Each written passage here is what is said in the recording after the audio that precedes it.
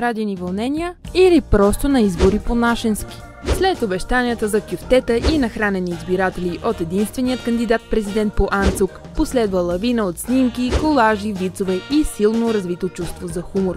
Почти не остана някой, който да не се развълнува от събитията в неделя, когато българите гласуваха за президент. Безмилостните аналогии също не липсват. И докато едни заявиха, че вместо да изберат кандидат, ще се насочат към Lufthansa, Air France, British Airways или Аерофлот, то други са категорични, че остават за да наблюдават изборите в неделя, където щял да има не балотаж, а висш пилотаж.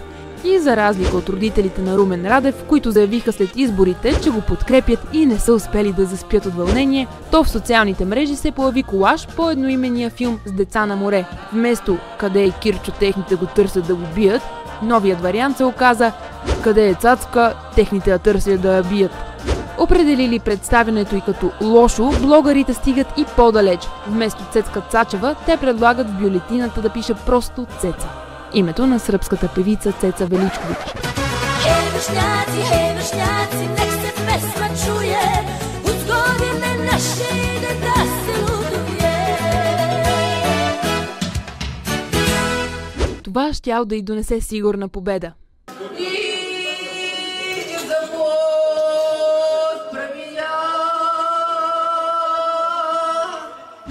Вицове също не липсват. "Господин Борисов, не ни се отваря парашута", казала Цецка на премиера. Последвал сериозен ден за размисъл. "Да я махна ли, да ни я ли махна?" След дълги вътрешни борби, отговор дошъл от само себе си. "Цецке, ако не си първа или втора на първия тур на изборите, ще те сменяме с Кристалина."